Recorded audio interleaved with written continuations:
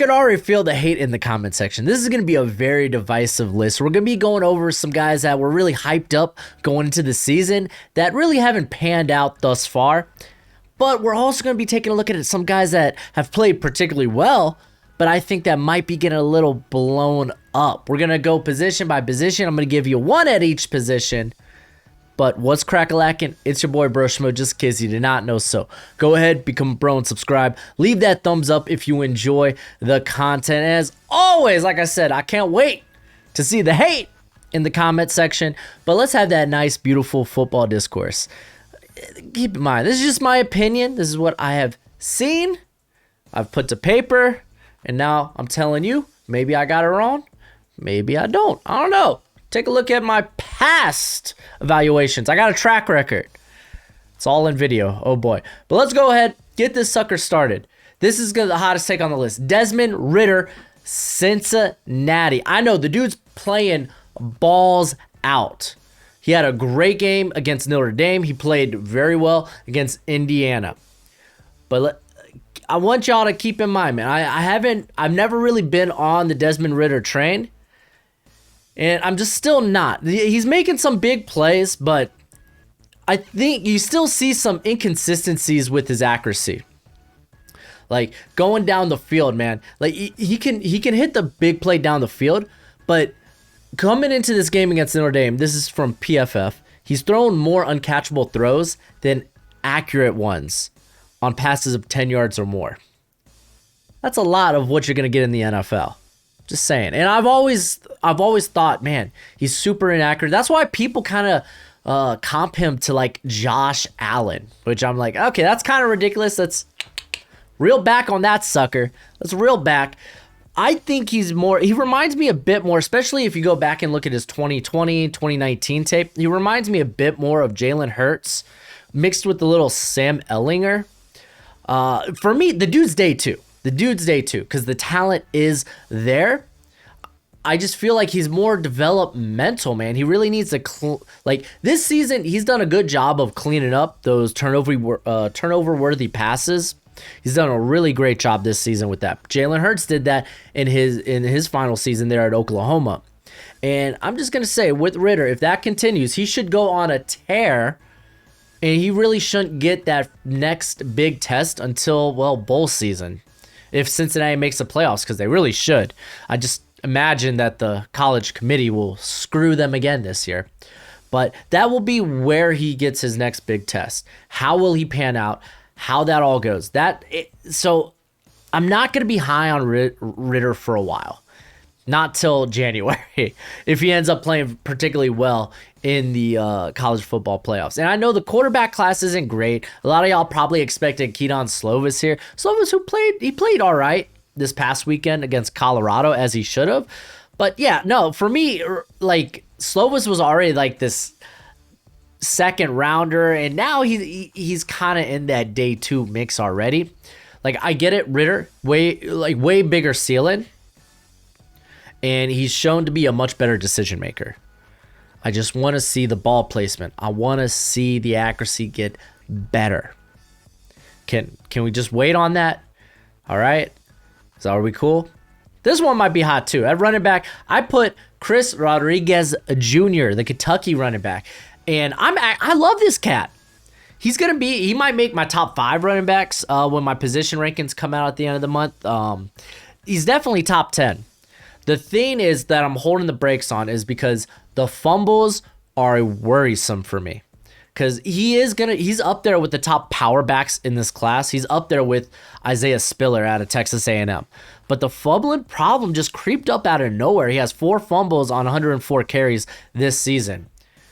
Compare that to Isaiah Spiller's 1, then yeah, Rodriguez, you're probably not going to overtake Spiller at this point. And on top of that, Spiller, he's been more involved in the passing game than Rodriguez has.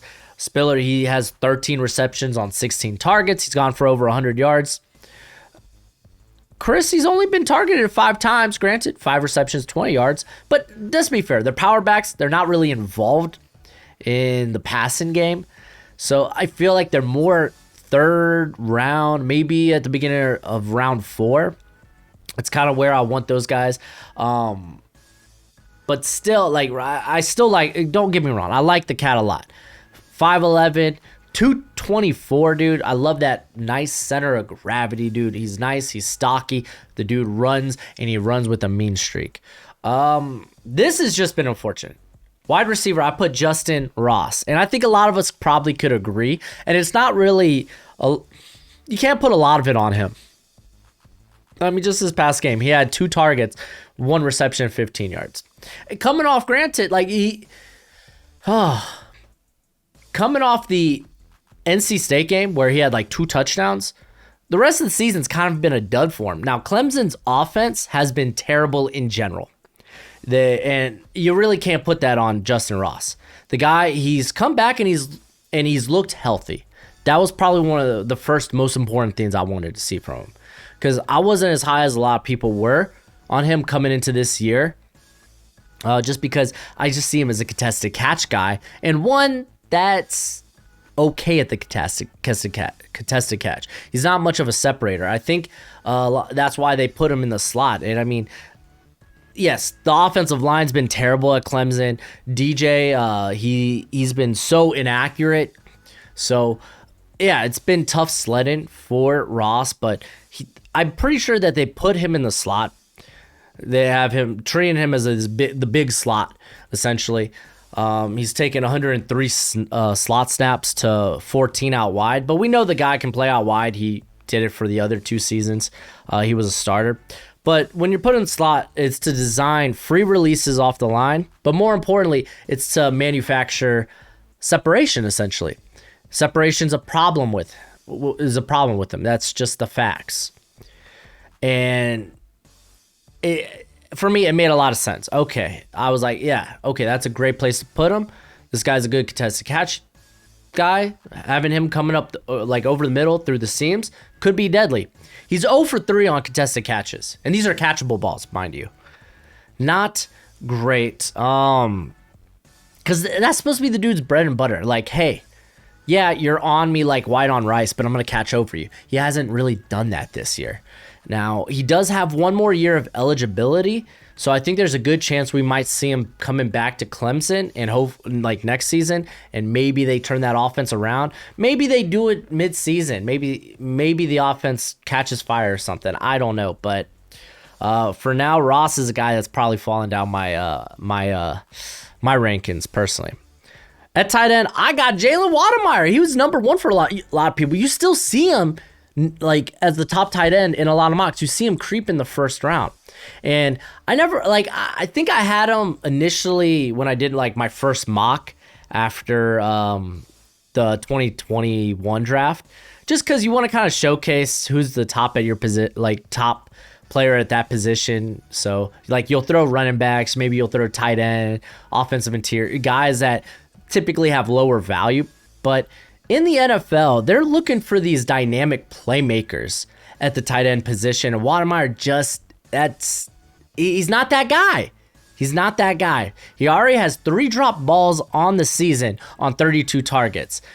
Keep in mind, last 2 seasons, 4 drop balls on 111 targets. So already not looking great.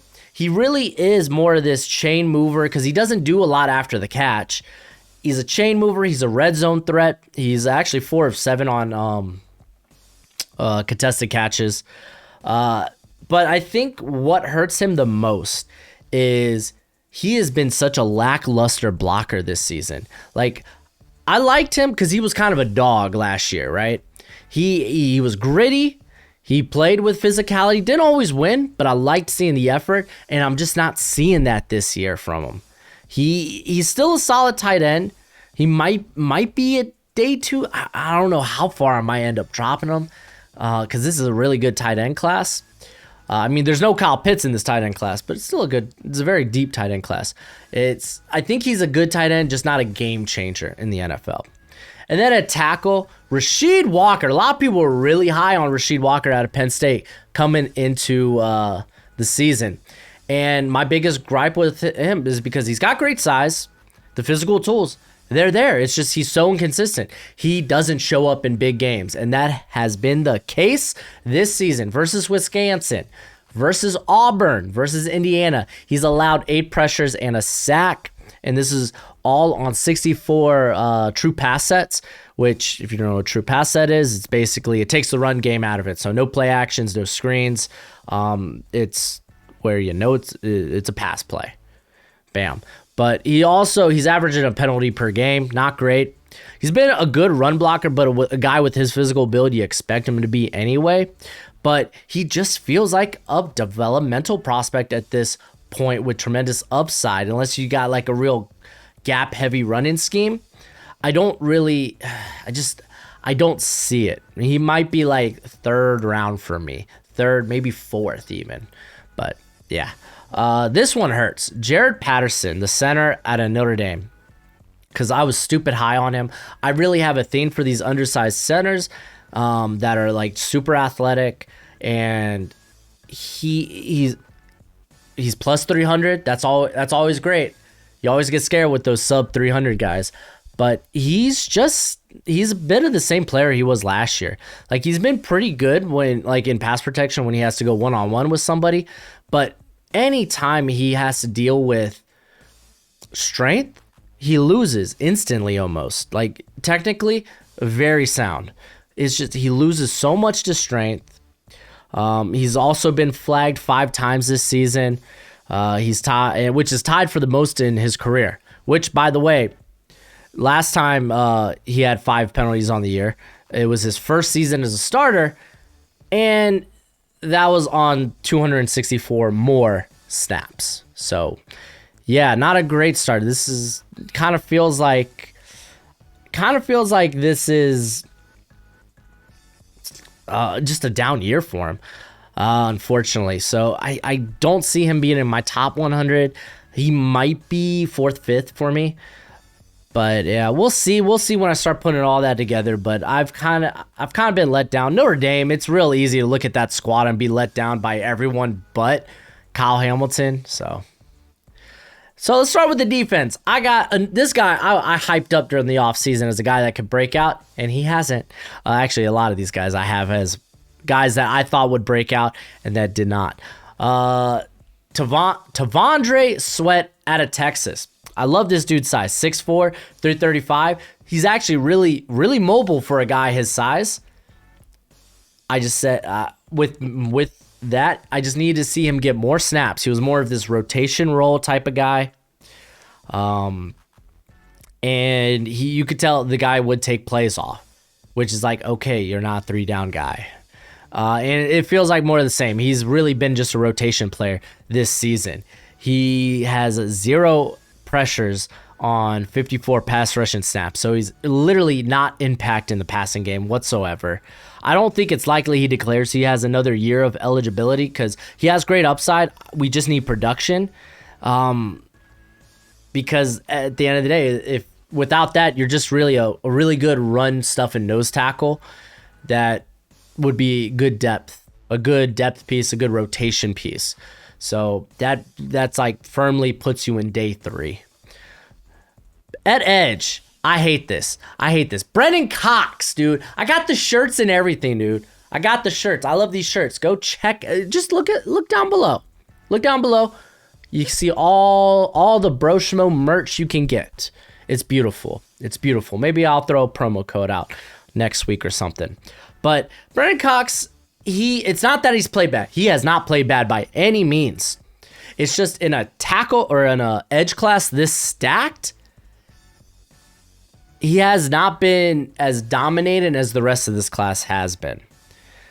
And a matter of fact, I don't think he's been the most dominant pass rusher on his team. Zachary Carter, a guy that I've been hyping up for like over a year, has been a monster. He has more pressures and more sacks than Cox, and I think he's much better in the run game as well. But he also has almost like 20 or 30 pounds on Cox. But still, Brennan Cox has been pretty darn good. He has 13 pressures and a sack on the season.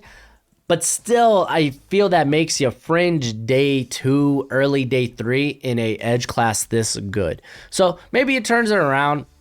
Not really turns it around. Maybe he just becomes more dominated. And that's the thing. He's playing well. It's just, I don't think it's well enough to really get into like the top 10, top 15 of this class. This is a really good edge class.